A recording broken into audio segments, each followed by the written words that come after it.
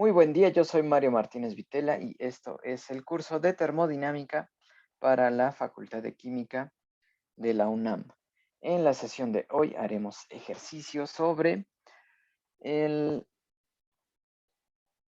la entalpía, la capacidad calorífica y cómo se aplican en calorímetros o bombas calorimétricas, y platicaremos también de la ley de Hess.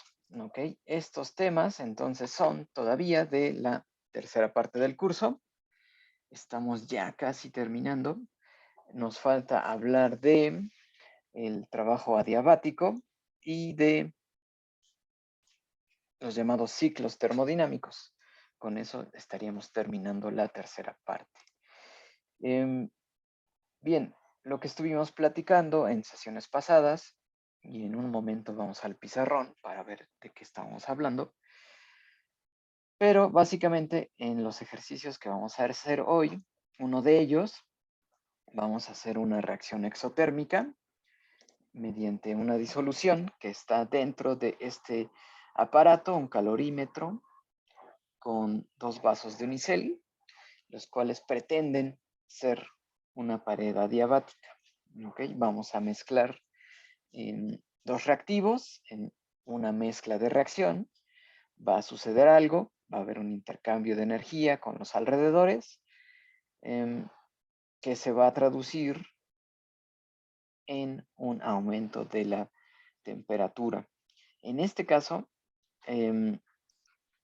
los reactivos son el sistema y los alrededores son la disolución.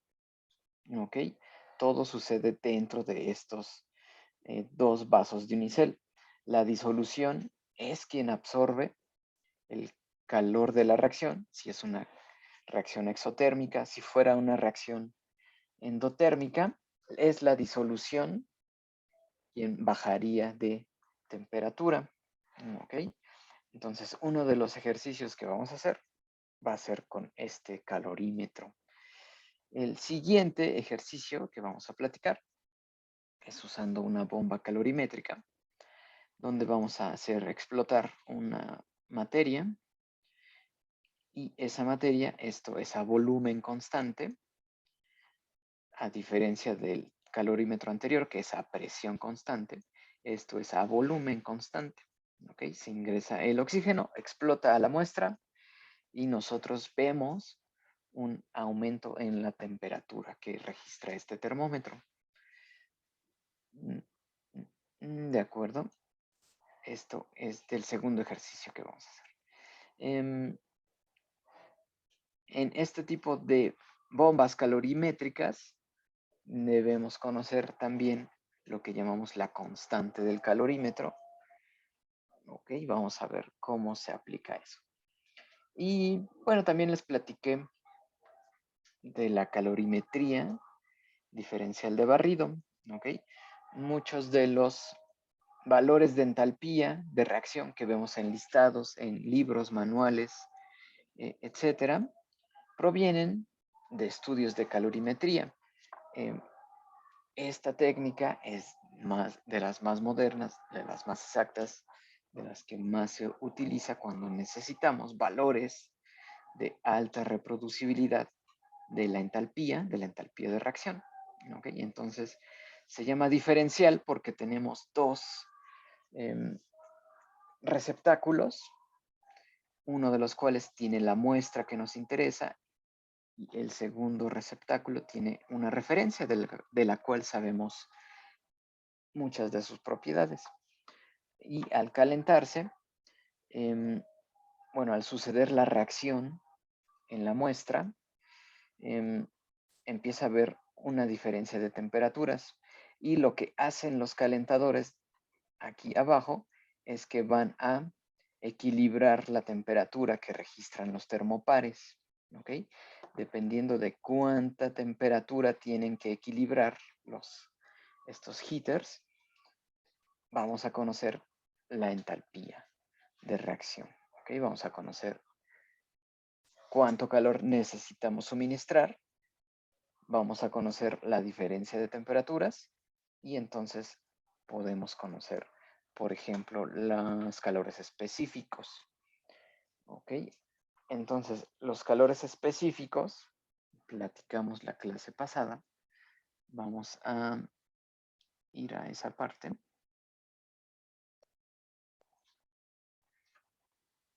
¿Cuáles eran esas definiciones que vamos a usar ahora?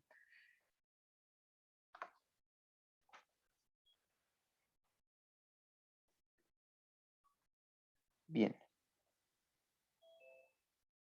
Estuvimos platicando entonces de estos dos cambios que tienen que ver con el cambio de la energía interna, que está del lado izquierdo, en verde, con respecto a la temperatura, a volumen constante, ¿ok? Y el cambio a su derecha, a presión constante, de la entalpía con respecto a la temperatura, ¿ok? Estas dos parciales, en verde y en azul, son pendientes en la gráfica de energía con respecto a la temperatura. En esta gráfica tenemos al mismo tiempo a la energía interna en verde y a la entalpía en azul, ambas graficadas con respecto a la temperatura. Vean que la entalpía va cambiando con respecto a la temperatura, la energía interna también, y la pendiente en cada punto nos determina este valor que llamamos capacidad calorífica. En verde es la capacidad calorífica a volumen constante y en azul es la capacidad calorífica a presión constante. ¿Ok? Por ejemplo, en el estado A, que está a una temperatura 1, tiene cierta pendiente que es distinta a la pendiente que está en el punto B a una temperatura mayor. ¿Ok? Y en general vemos que la capacidad calorífica a presión constante es mayor, esa pendiente es mayor que la pendiente de la energía interna con respecto a la temperatura, que es el CB, la capacidad a volumen constante. ¿De acuerdo? Entonces, estas dos propiedades son pendientes. Y platicamos que en intervalos muy pequeños de temperatura, si cambiamos poco la temperatura, poco tenemos que especificarlo para cada reacción, para cada sustancia, podemos inferir que es constante en un intervalo pequeño de temperatura. ¿De acuerdo? Aquí lo tenemos.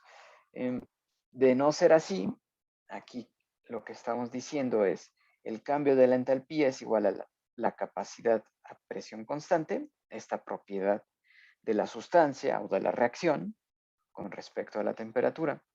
Y tenemos dos caminos. Considerar que es constante si el cambio de temperatura es pequeño, o si queremos garantizar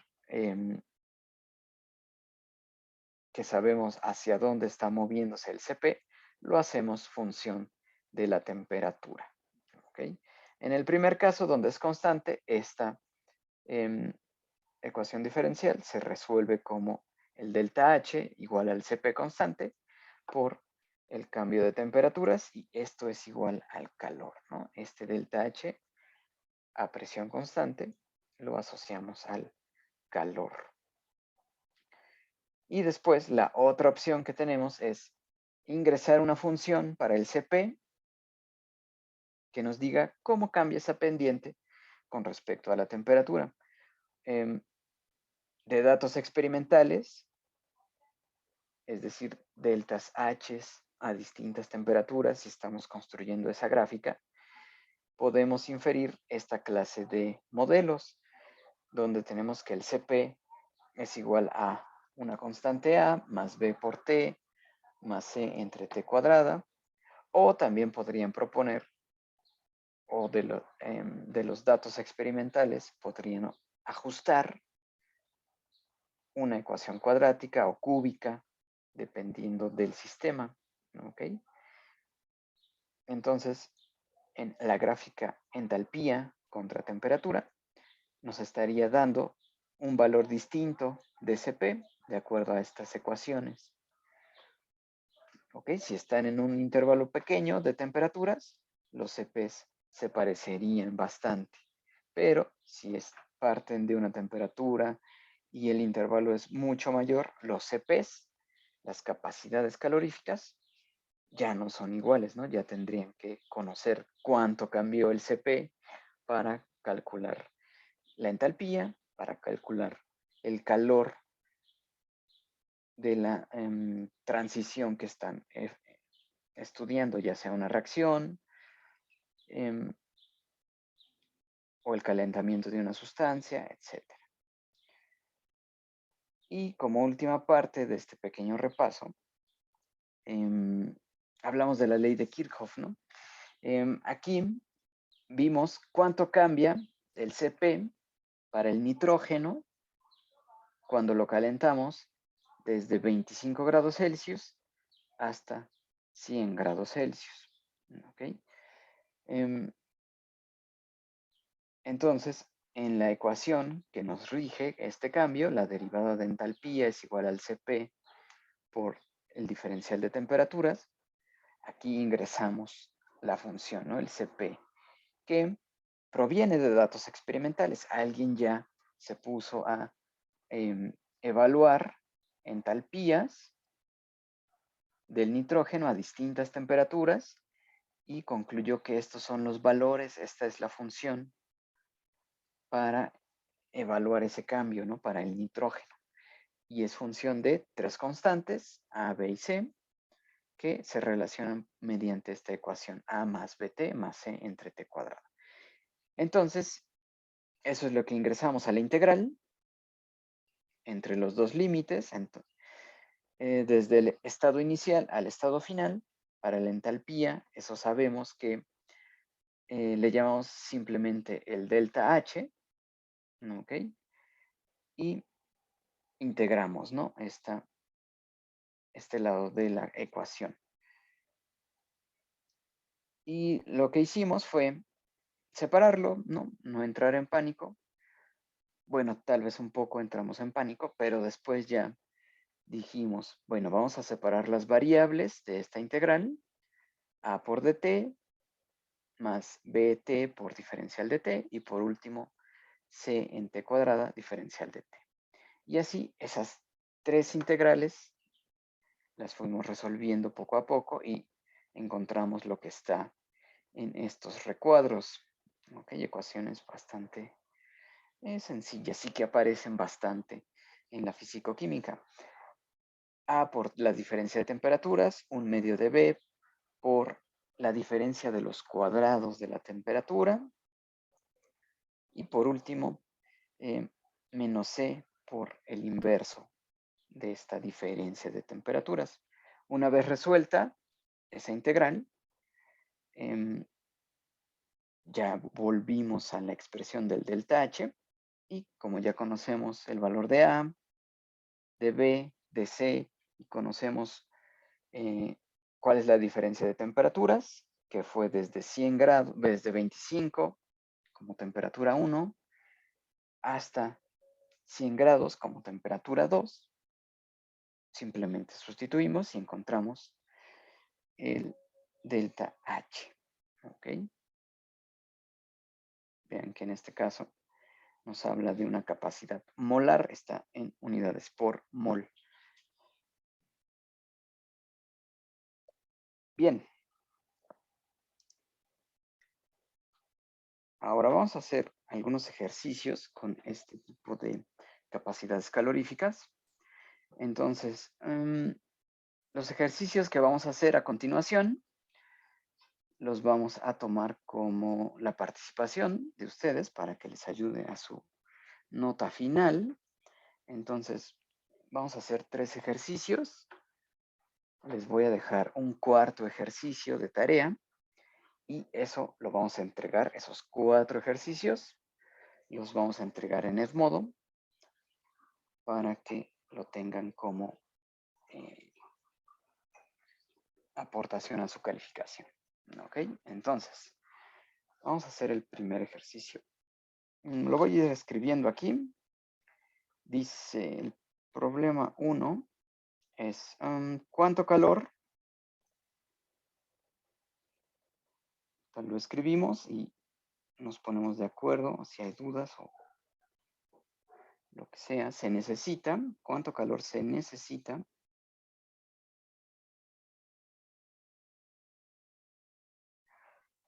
Para calentar 250 gramos de agua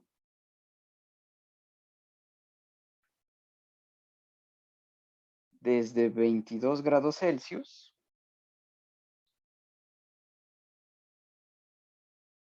a 98 grados Celsius. ¿Ok? Ahora, ¿qué necesitamos? El calor específico. Vean, el calor específico.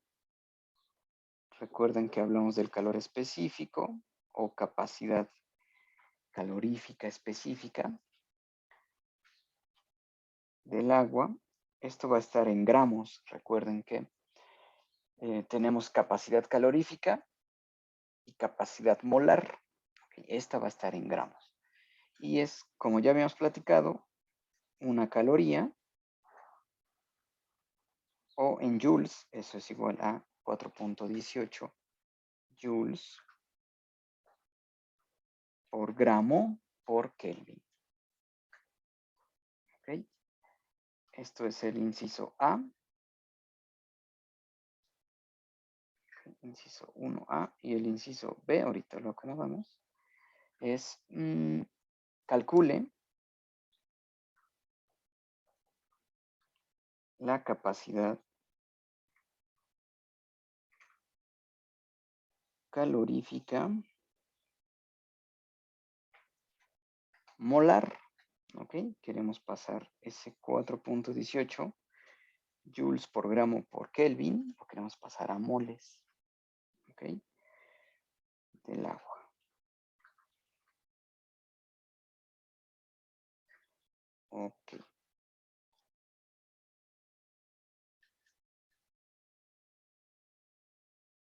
Listo.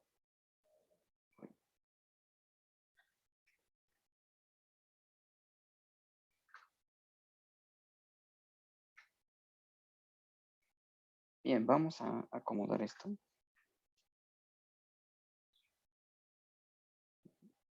Vayan pensando, o si ya lo tienen, ya saben qué ecuación vamos a usar para el inciso 1A.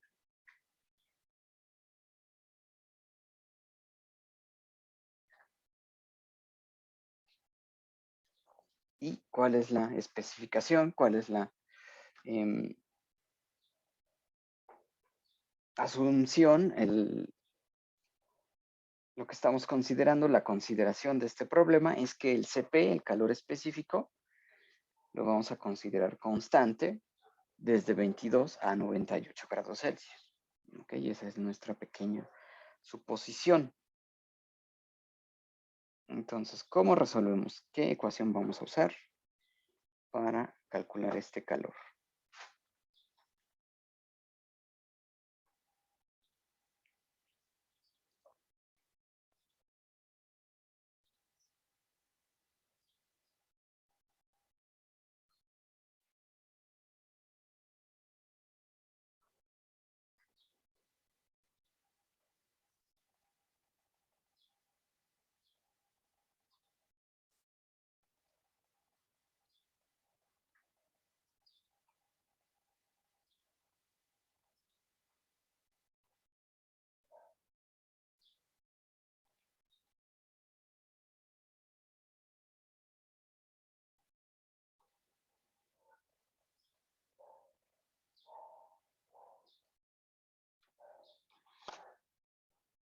Bien.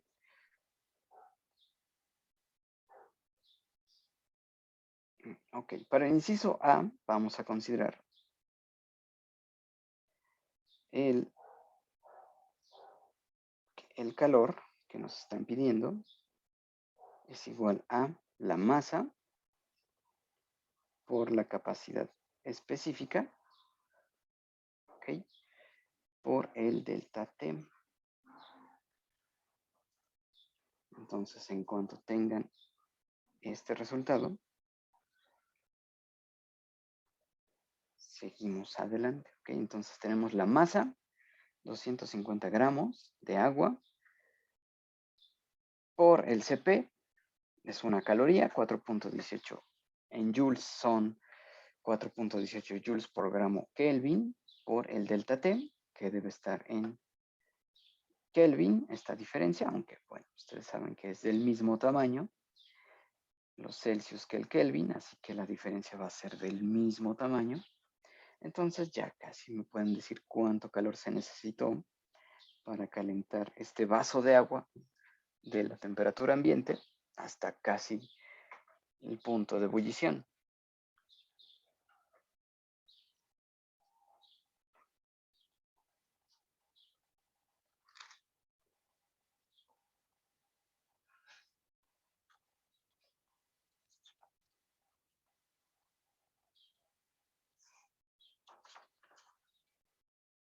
Profe, ¿cuánto Ujú. dijo que era la diferencia de temperatura?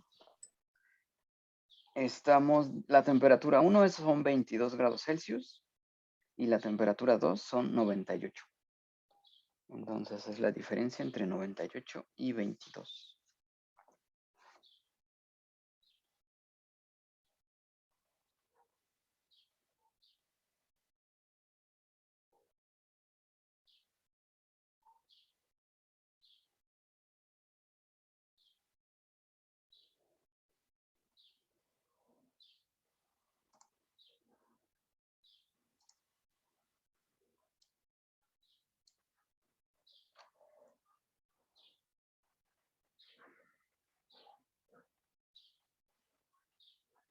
Ok, bueno, voy a ir apuntando. Aquí tenemos la masa, 250 gramos. Otra cosa que noté en su serie, que les costó que no sacaran 10, sino que sacaran menos, es que o sea, ustedes todavía están en una etapa temprana de la carrera, entonces sí es necesario que no se confíen y escriban todas las unidades, ¿ok? Para que tenga sentido lo que están haciendo, ¿ok? Y después ya tienen el delta T, para escribirlo aquí.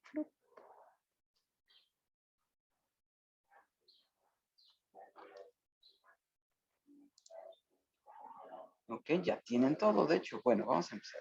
98 menos 22 son 76. Ok, entonces aquí un Kelvin es del mismo tamaño que un grado Celsius, entonces le voy a poner Kelvin. ¿De acuerdo? Ok, entonces vamos a ver las unidades. Vamos a ver esto para abajo.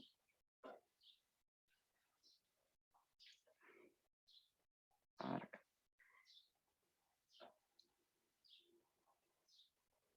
Pues vamos a quitarnos las unidades. Gramos se va con gramos.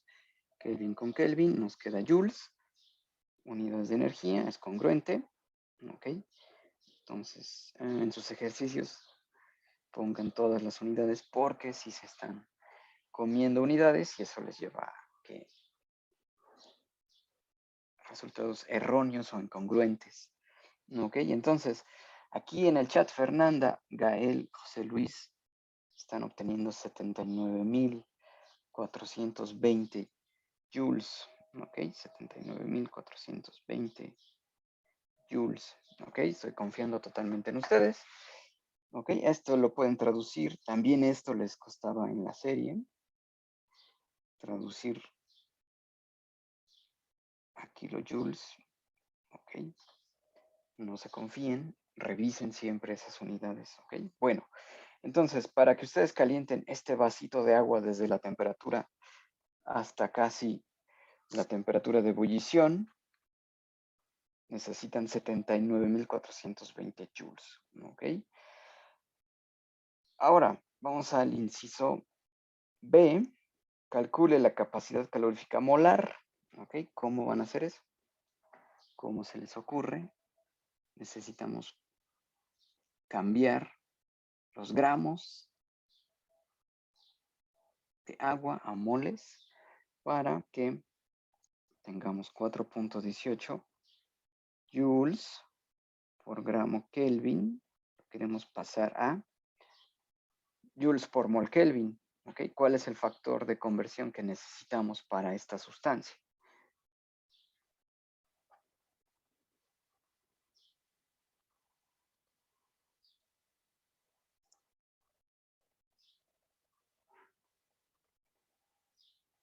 Gramos sobre mol.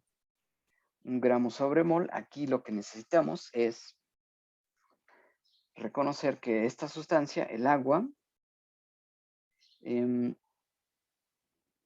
pesa o tiene por cada mol de agua, hay 18 gramos de agua. ¿De acuerdo? Es decir, H2O tiene una masa molar de 18 gramos por mol.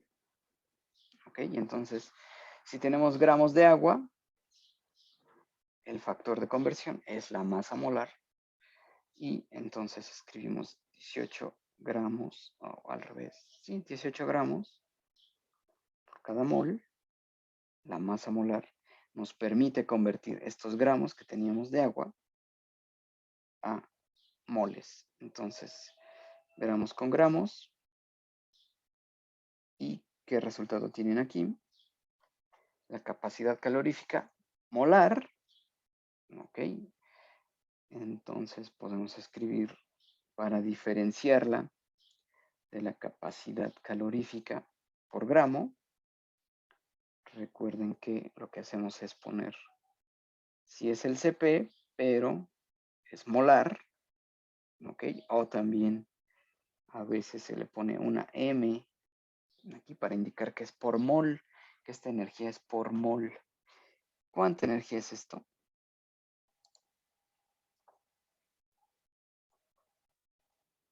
75.24.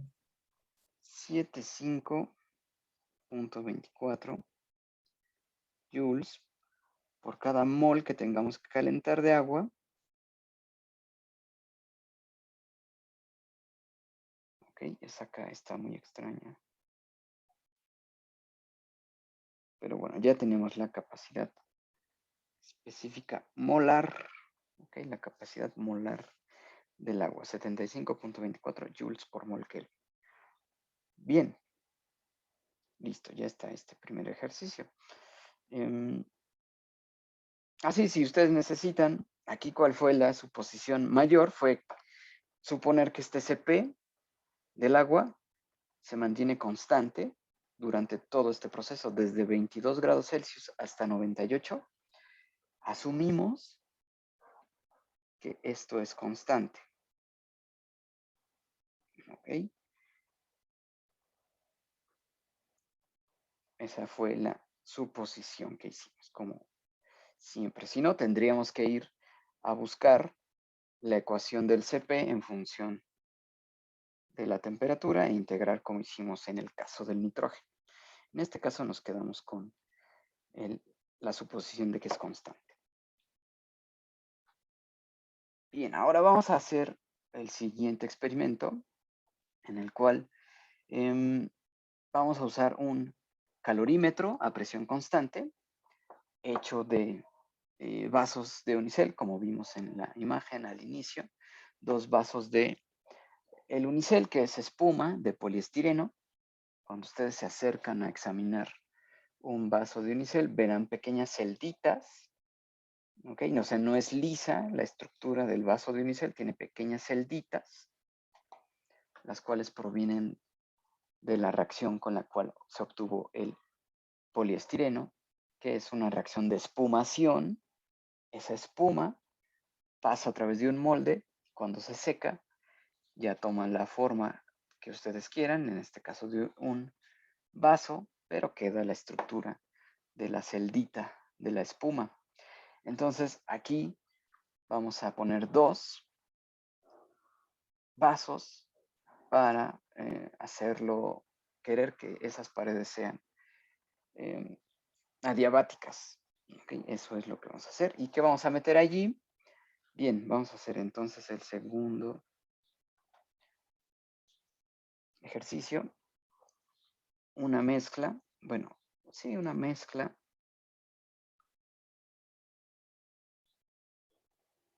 de ácido clorhídrico. Después nos dicen la concentración 1 molar. ¿Ok? Y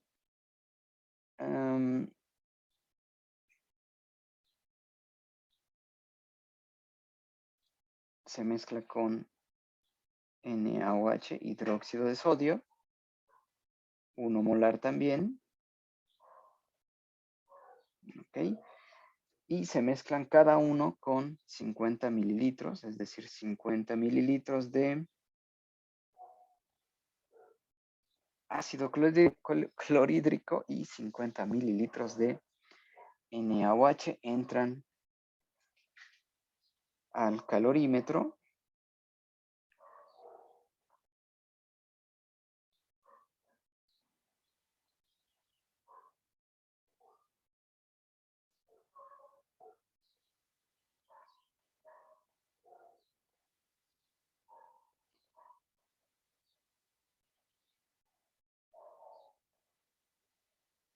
¿Ok? Nuestra manera elegante de decir 2 vasos de unicel tapados con un tapón de hule y un termómetro es calorímetro de presión constante. Ok, entonces vamos a calcular la temperatura de esta disolución. Aumenta, ok, una vez que la temperatura inicial es de 21 grados Celsius, ok, y pasa a una temperatura resultante de 27 grados Celsius. 27.5 grados Celsius. Es decir, al poner en contacto estas dos sustancias, 50 mililitros de cada una de ellas, aumenta la temperatura de 21 grados Celsius a 27 grados Celsius. ¿Ok? Esto lo sabemos por el termómetro que tiene este calorímetro. Entonces vamos a calcular la entalpía de la reacción.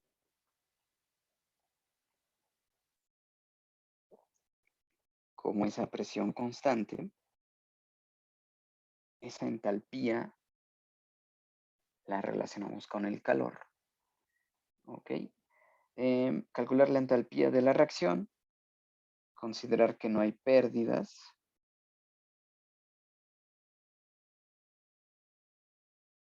de calor, es decir, todo el cambio que estamos detectando es debido a la reacción. Considerar que no hay pérdidas.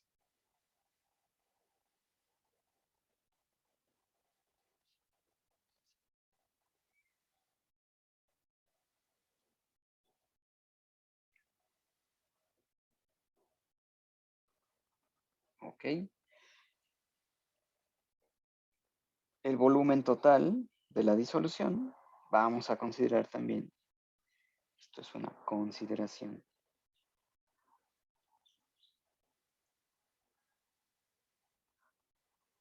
son 100 mililitros.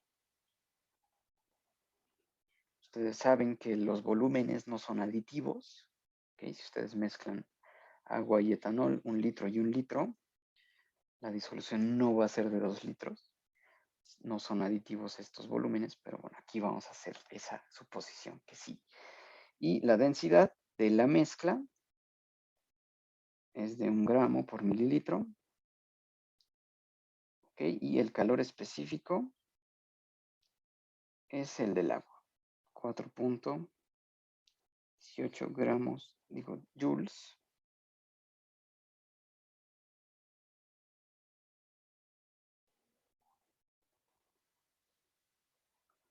por mol Kelvin, por gramo Kelvin.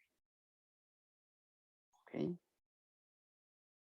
Es decir, 1 caloría. Estamos considerando entonces que esto tiene la densidad del agua, tiene la capacidad calorífica del agua en joules gramo Kelvin. ¿Ok? Bueno, vamos a empezar. ¿Qué podemos hacer?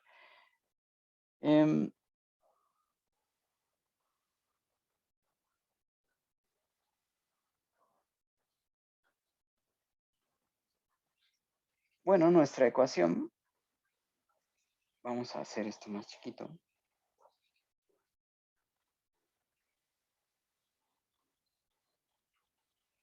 La ecuación es la misma. Ok, tenemos un delta T de 21 grados Celsius a 27.5.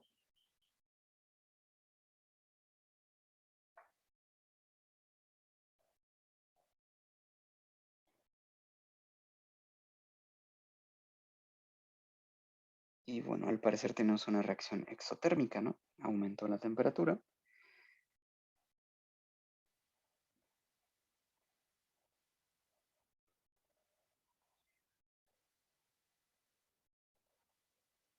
Bien, vamos a apuntar la ecuación.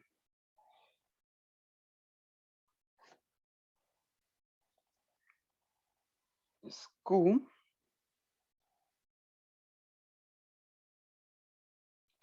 de reacción es igual a la masa por Cp por delta T. ¿Ok?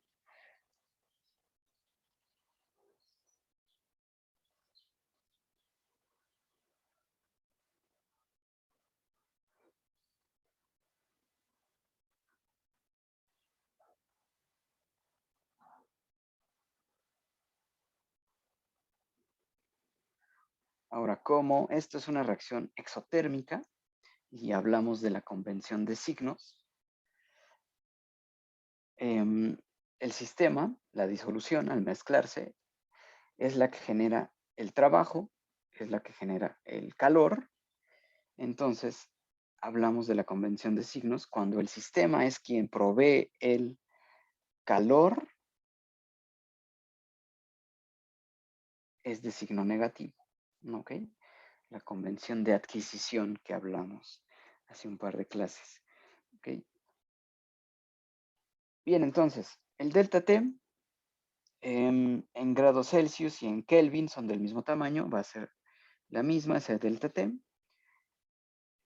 Y ahora la masa, ¿cómo calculamos la masa? Bueno, a través de la densidad. ¿Ok? La masa de nuestro sistema es igual al volumen por la densidad. Esto van a ser muy sencillo, 100 mililitros. Una suposición por la densidad, que es 1 gramo por cada mililitro. ¿Ok? Entonces, la masa son 100 gramos. ¿Ok? El Cp es el del agua, una disolución acuosa. ¿Ok?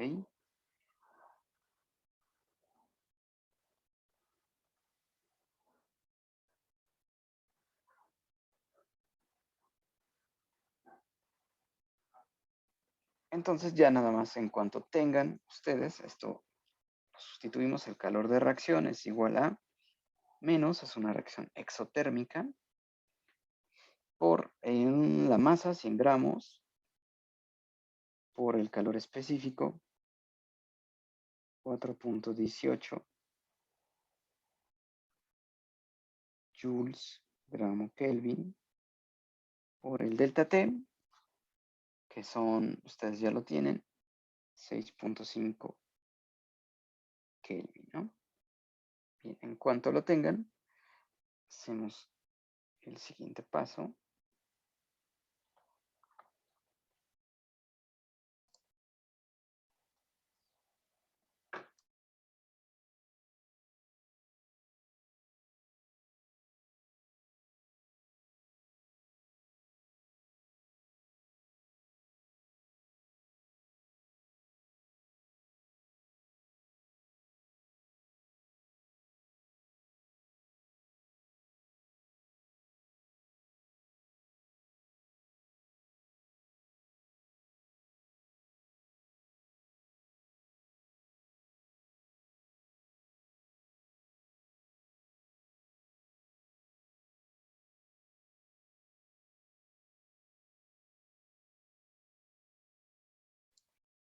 Muy bien, ¿ya lo tienen? Veo que ya.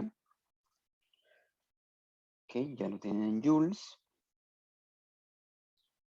Exactamente. Son 2717. Vean que no es menos, es una reacción exotérmica. ¿De acuerdo? El sistema, la mezcla de estos dos reactivos, es quien provee el calor. ¿Ok? La convención de signos nos indica que eso es negativo. ¿Ok? Bien, listo, ya lo tenemos. Ahora, vamos a hacer...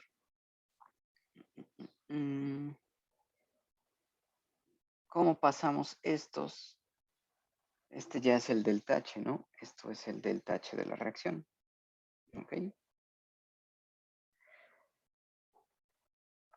Esa presión constante, entonces la entalpía es igual al calor, ¿no? Lo demostramos en sesiones pasadas. Estos son menos 2.7 kilojoules. Ok, ojo ahí con esas conversiones. Parecen sencillas, pero se les va la onda a veces.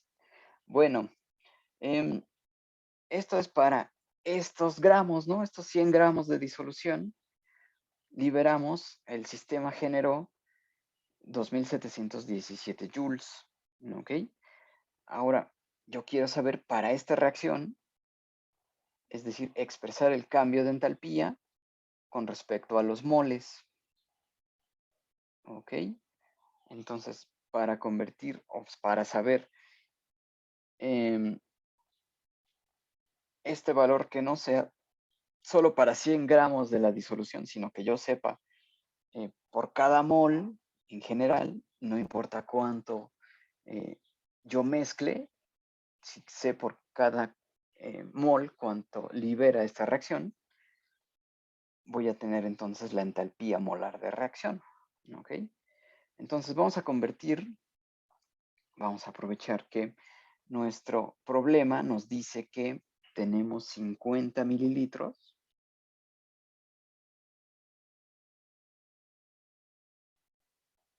¿Ok? Ambos reactivos están en un volumen de 50 mililitros. Esos son 0.05 litros. ¿Ok?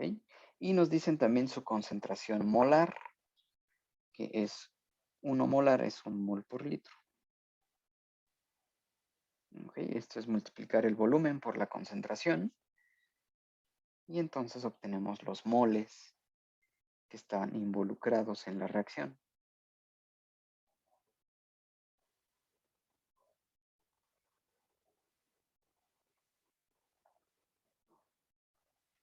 ¿Ok? Entonces, estos son los moles involucrados para este cambio. Así que si dividimos el delta H de reacción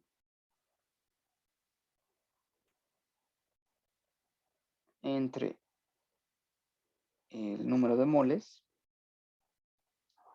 vamos a tener el delta H molar. Vean que le voy a poner una rayita encima, es el delta H molar de la reacción y va a ser igual a menos 2717 entre 0.05 mol, arriba joules, ¿ok? Y esto ustedes pueden comprobar que son menos 54.000 joules, ¿no? O menos 54 kilojoules por mol. Ok, entonces de la reacción supimos que para 100 gramos son menos 2.7 kilojoules, pero al conocer la concentración de los reactivos, podemos saber cuántos moles hay involucrados y con eso conocemos la energía o la entalpía de reacción molar.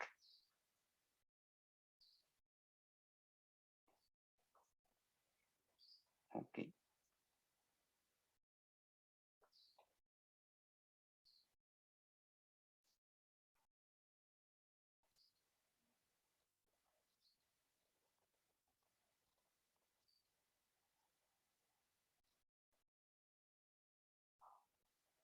Muy bien. Vamos a hacer el tercer ejercicio para ya pasar a la ley de Hess.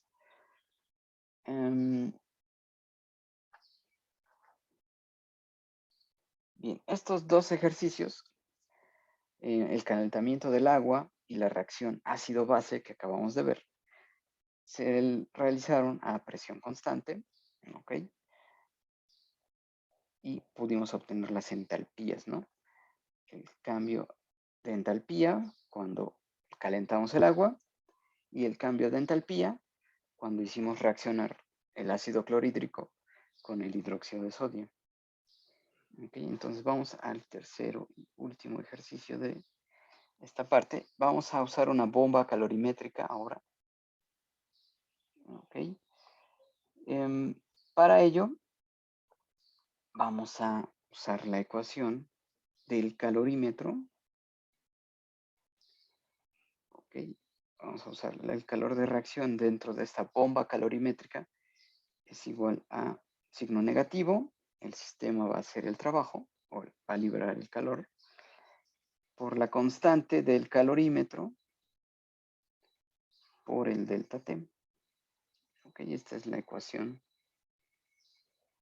que rige a la bomba calorimétrica.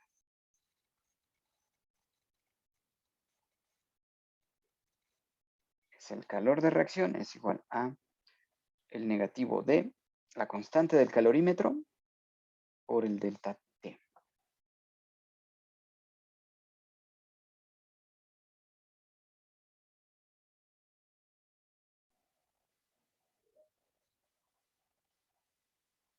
Vamos a usar entonces este compuesto que se llama metilhidracina.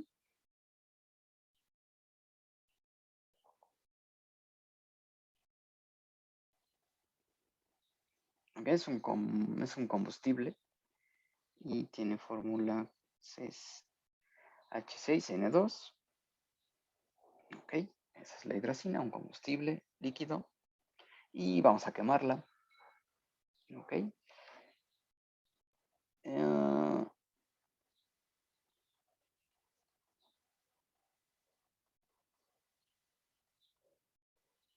Produce al quemarse esta hidracina, libera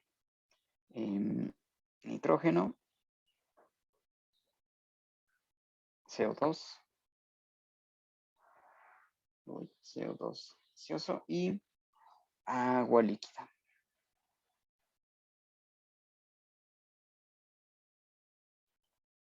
Bien, entonces, nos dicen que se está quemando, ¿no? Este combustible, la metilhidracina. Cuando les dicen es la combustión, ustedes saben que si lo escribimos en la ecuación, en la fórmula, la reacción CH6N2, ¿ok? Es un combustible líquido y lo quemamos, O2, ¿ok? Lo quemamos, oxígeno, se oxida, este combustible es lo que llamamos una combustión, la oxidación, y genera N2 gaseoso más CO2 gaseoso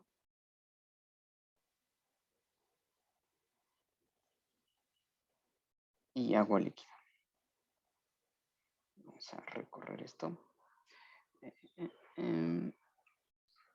Ok, pop, pop.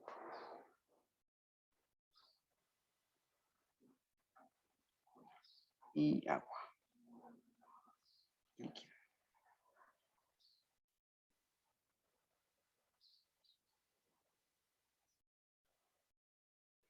Bien, ahora lo primero es balancear la reacción.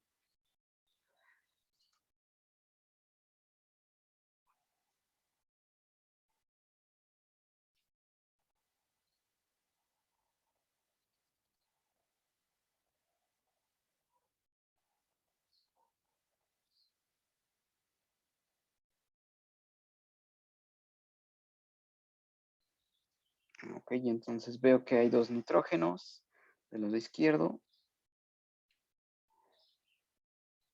2 del lado derecho. Pero el CO2 tiene 2 oxígenos, el agua 1 oxígeno, hay 3 entonces.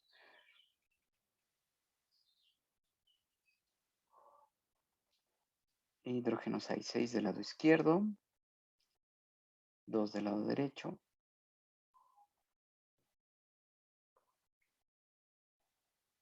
Bueno, ustedes pueden comprobar que si ponemos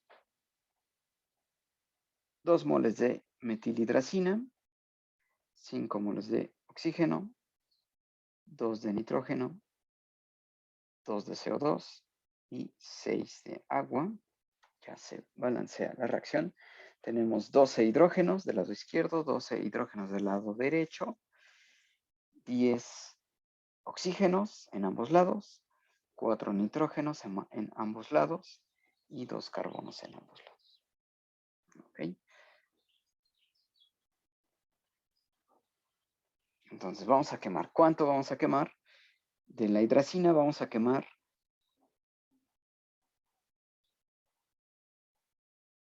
4 gramos. ¿Ok? De hidracina. Vamos a quemar 4 gramos de hidracina. ¿Ok? Y el delta T es igual a, llega a 39.5 desde 25 grados Celsius. ¿Ok? Este es el delta T, es lo mismo que en Kelvin. Ok, y la constante del calorímetro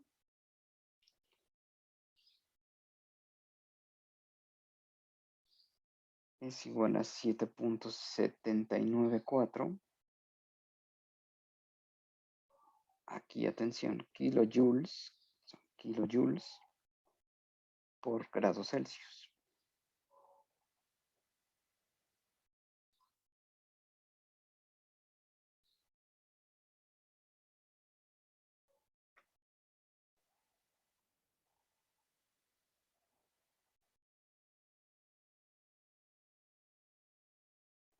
¿De acuerdo? Entonces, aquí simplemente vamos a aprovechar que ya se calculó la constante del calorímetro. Ustedes en el laboratorio van a hacer esos experimentos. Aquí ya se hicieron. Para calcular estos experimentos, o bueno, esta constante del calorímetro, lo que se hace es quemar masas conocidas de sustancias muy estudiadas, por ejemplo, ácido benzoico, para calcular esa constante del calorímetro. ¿Ok? Aquí ya alguien ya lo hizo y ya nos dice que este calorímetro donde metimos la hidracina, la metilhidracina, tiene esa constante. Entonces, el calor de la reacción es igual a menos la constante del calorímetro por el delta T. ¿Ok? Y entonces ustedes ya me pueden decir en este experimento a volumen constante, es una bomba calorimétrica.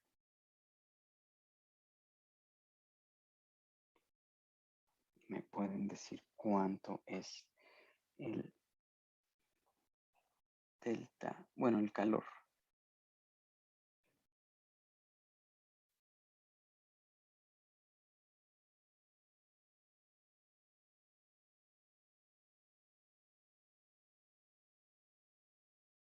Aquí sería entonces menos, que es libera calor la reacción. Es una combustión, menos 794. Vamos a ver si lo dejamos en kilojoules por grado Celsius. Y el delta T, 39.5 menos 25 son 14.5. Y bueno, lo podemos poner en Kelvin.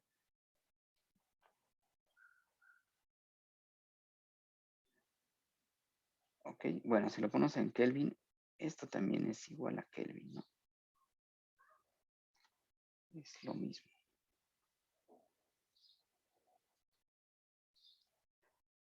Así que esa multiplicación les tiene que dar menos 113 kilojoules. ¿Ok?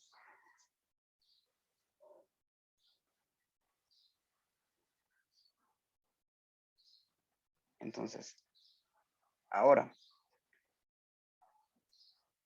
si queremos saber el calor de reacción por cada mol de metilhidracina, aprovechamos la masa que metimos al calorímetro. Ok, entonces, díganme por favor, como hicimos con el agua, que conocíamos cuántos gramos hay en cada mol de agua, aquí necesitamos saber cuántos gramos hay por cada mol de hidracina. Para ello necesitamos la masa molar de la hidracina, de la metilhidracina.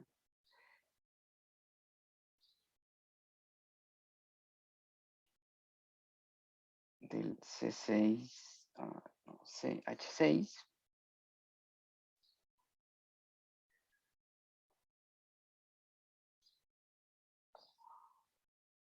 N2, ¿cuál es la masa molar? Vamos a convertir este calor de reacción a calor por mol. Lo primero, entonces, la conversión de gramos a moles es la masa molar de la metilhidracina. ¿Cuál es esa masa molar? Cuando la tengan, ya podemos encontrar ese valor.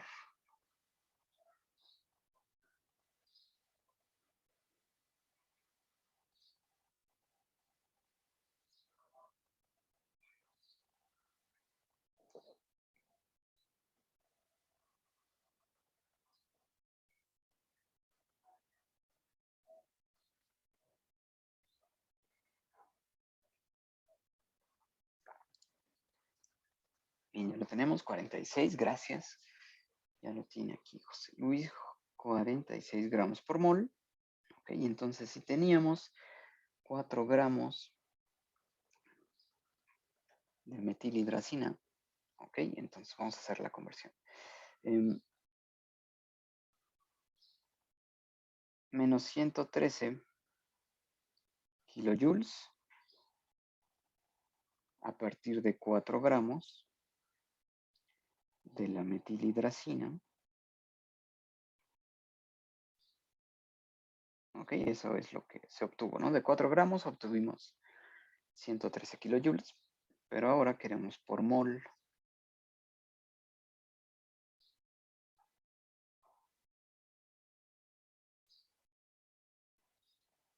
Entonces hagamos esta operación por cada mol. Hay 46.1 gramos de metilhidracina. ¿De acuerdo? Esto va a ser el calor de la reacción por cada mol quemada. ¿Ok? Entonces podemos poner el calor de la reacción molar es igual a menos, y en cuanto lo tengan, lo apuntamos.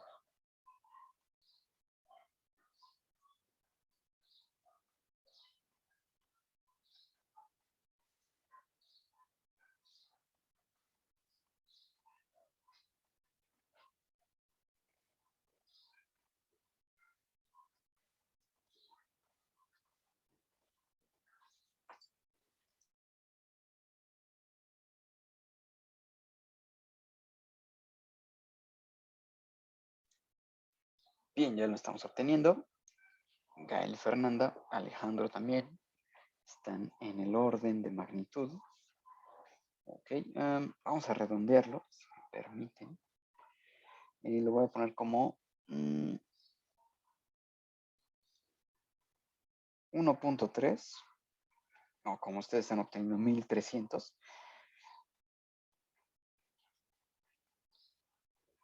Por 10 a la 3, 1300 kilojoules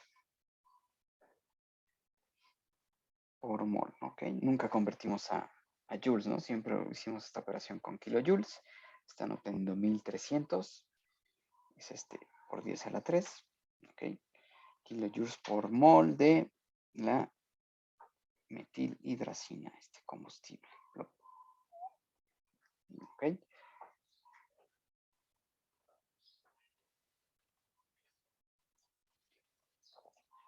Bien, entonces ya, este fue el tercer ejercicio. Yo les voy a, en cuanto suba esto a Edmodo como asignación, voy a poner los enunciados de estos tres que ya hicimos.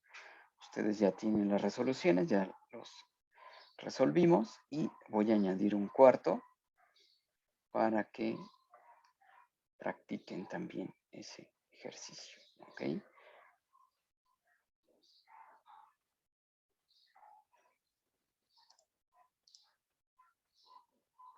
Bien, exactamente. Están obteniendo menos 1300 kilojoules por mol.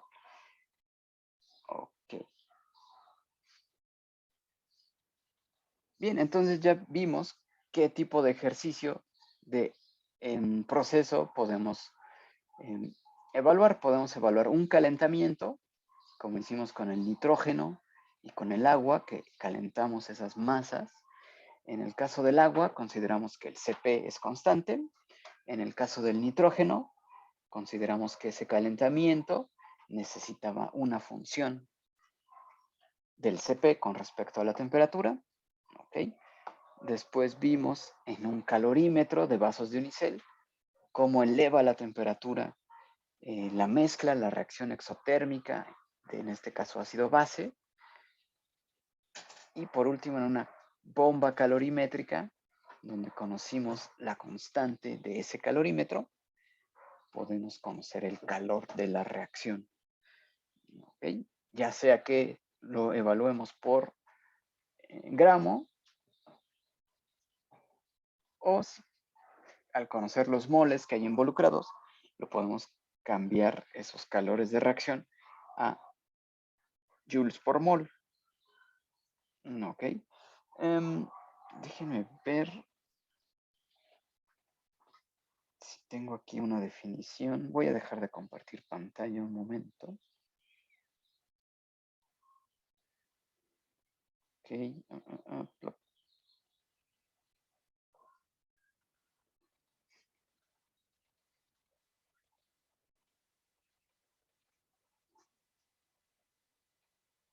Una libra.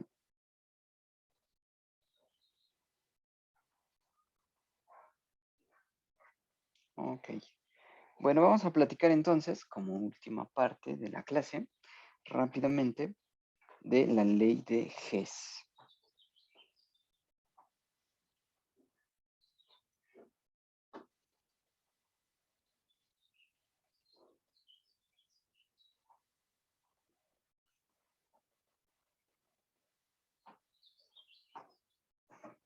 De acuerdo, bien. Entonces, vamos a definirla y hacer un ejercicio rápidamente. Bien, estamos aquí en el pizarrón. Ley de Hess.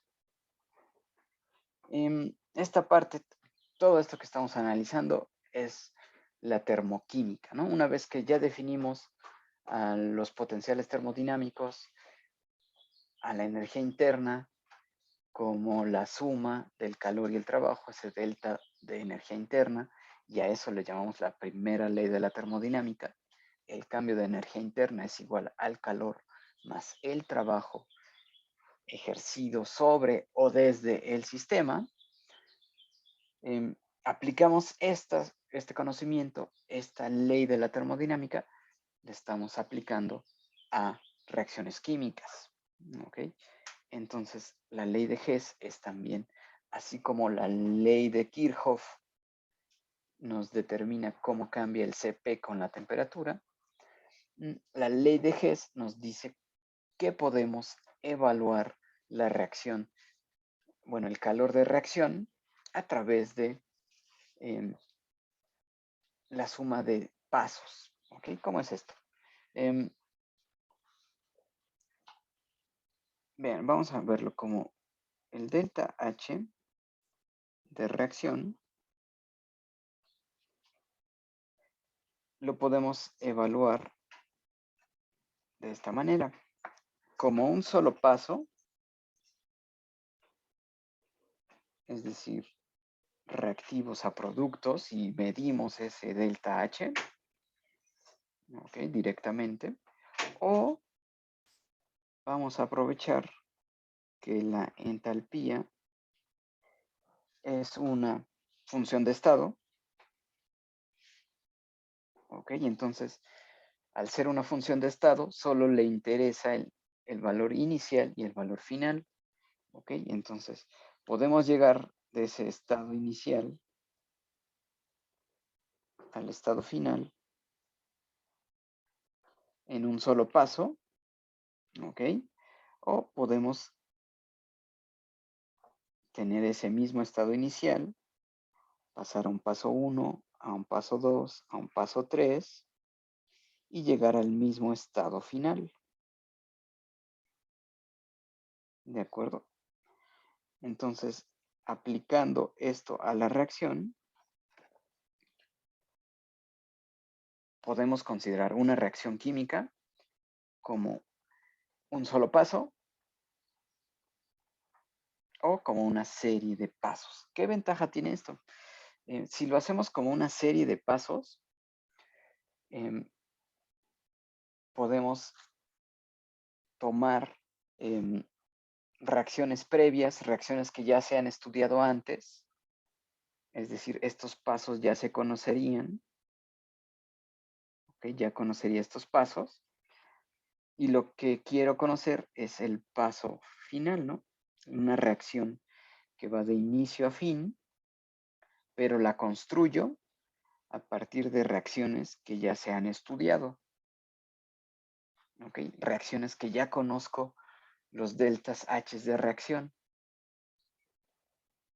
¿ok? Y yo necesito saber un nuevo delta H que voy a construir a partir de esos pasos intermedios.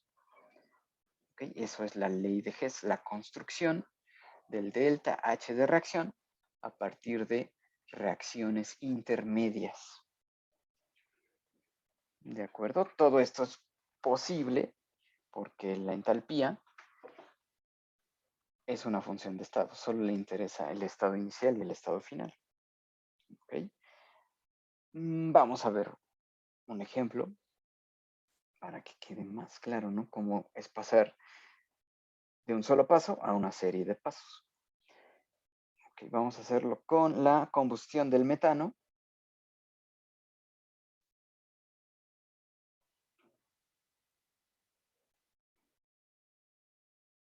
Ok, tenemos otro combustible. Este combustible es CH4 en forma de gas, ¿no? Gas natural, por ejemplo, el gas natural es predominantemente metano. Y lo hacemos reaccionar, lo oxidamos con oxígeno gaseoso también y obtenemos CO2 gaseoso y agua, pero agua líquida.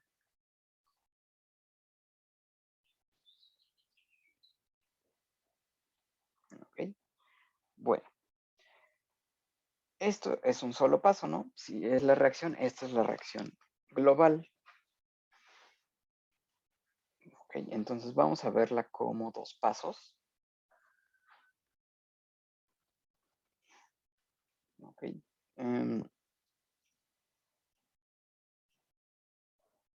Vamos a hacer esta reacción como dos pasos. Uy.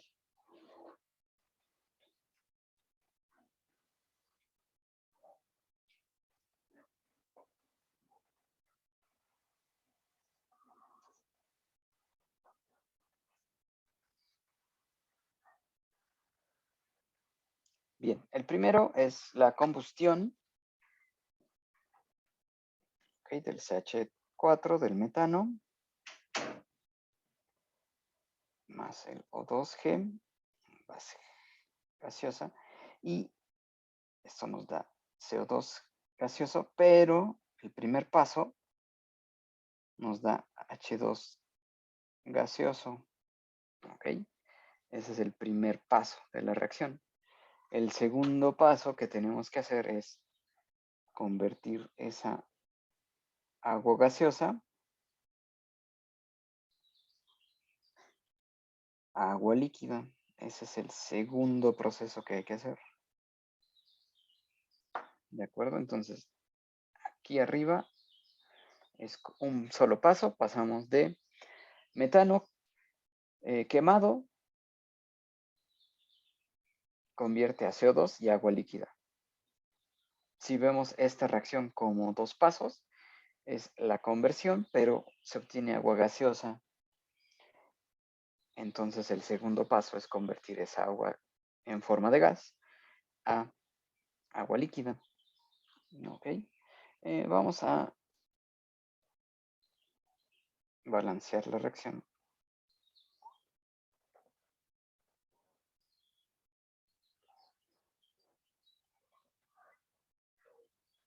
2 y en el agua también hay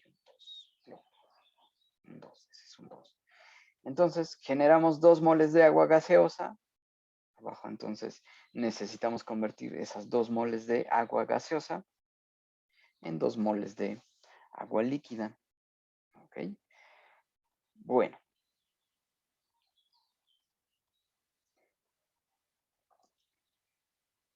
Ahora vamos a hacer esto. Nosotros conocemos, hacerlo aquí pequeño, nosotros conocemos el delta H de estos dos pasos.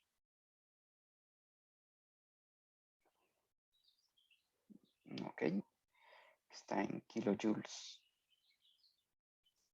Es decir, nosotros conocemos este primer paso, que son menos 802 kilojoules.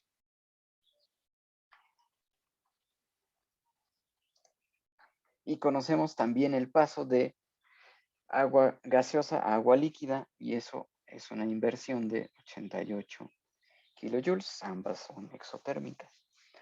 ¿Ok? Entonces vamos a hacer la suma de esta reacción y de los deltas H.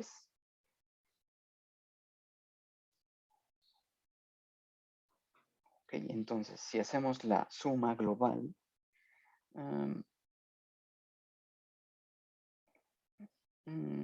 voy a hacer...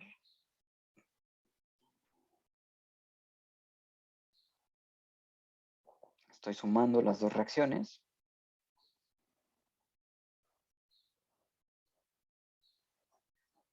Ok, tenemos los reactivos.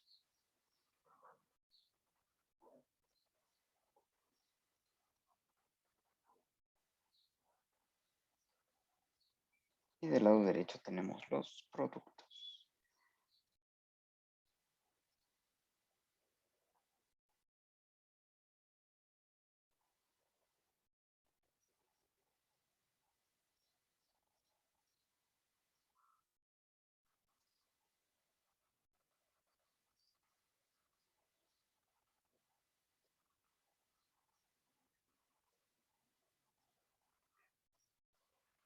Bien, esta es la reacción global, pero vean que podemos eliminar, están tanto del lado izquierdo como del lado derecho, se cancelan, ¿no? Como una ecuación matemática. Podemos simplificarla y vean que ya nos queda, a partir de estos dos pasos, la suma de ambos, ya nos queda la ecuación global que teníamos. La combustión queda CO2 gaseoso y agua líquida, pero ya sabemos la aportación de la entalpía en cada paso. Entonces también sumamos la entalpía para esta reacción global y eso sería la suma, menos 802 menos 88, es menos 890 kilojoules. ¿Ok?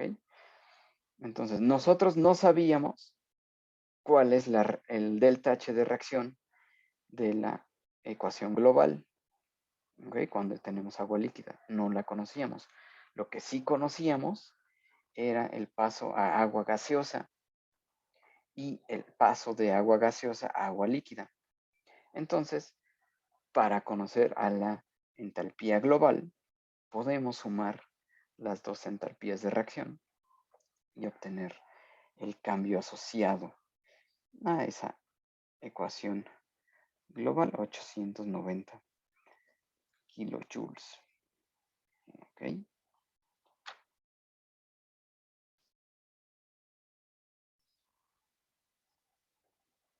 Muy bien. Obviamente esto es muy útil cuando tenemos que dividir las reacciones en muchos más pasos. En la siguiente clase vamos a ver ejemplos más complicados para que vean la bondad, ¿no?, de la ley de Hess y ya podamos hacer ejercicios en los que obtengamos, a partir de la serie de pasos, estos deltas H de reacción. La utilidad de la ley de Hess es cuando no tenemos los deltas H de reacción, pero los podemos construir de reacciones secundarias, ¿okay? Como en este caso, en dos pasos, donde sí conocemos el paso a agua gaseosa y conocemos el paso de agua gaseosa a líquida, ¿ok? Bien, no sé si tengan alguna duda.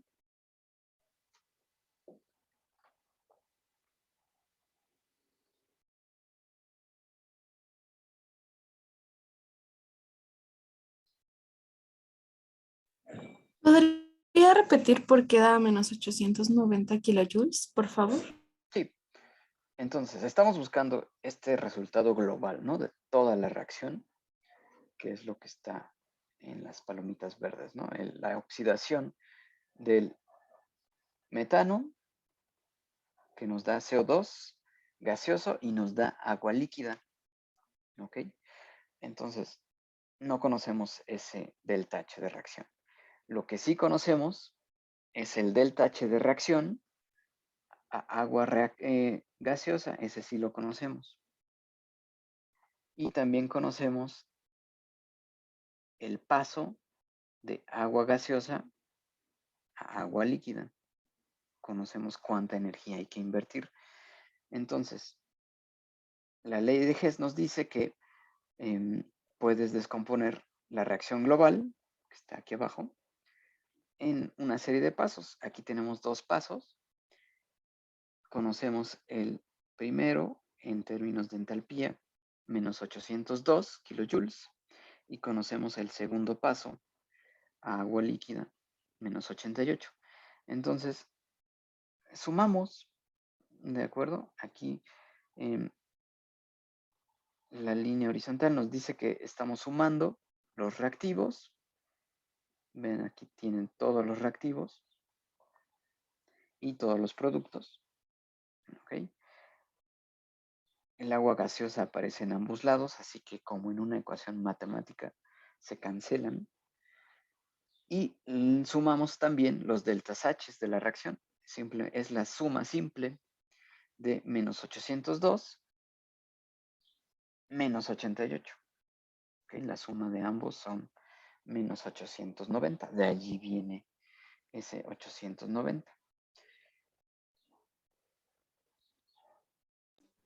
Ok, profe, gracias. Bien, en la próxima clase vamos a hacer más ejercicios de la ley de Hess para que lo vean más aplicaciones. ¿Ok? Entonces, ¿qué vamos a hacer? Ustedes van a subir la asignación una vez que tengan el ejercicio, el cuarto ejercicio que yo les voy a proponer, lo anexan a los ejercicios que hicimos hoy. Y la próxima clase vemos ejemplos de la ley de Hess. ¿De acuerdo?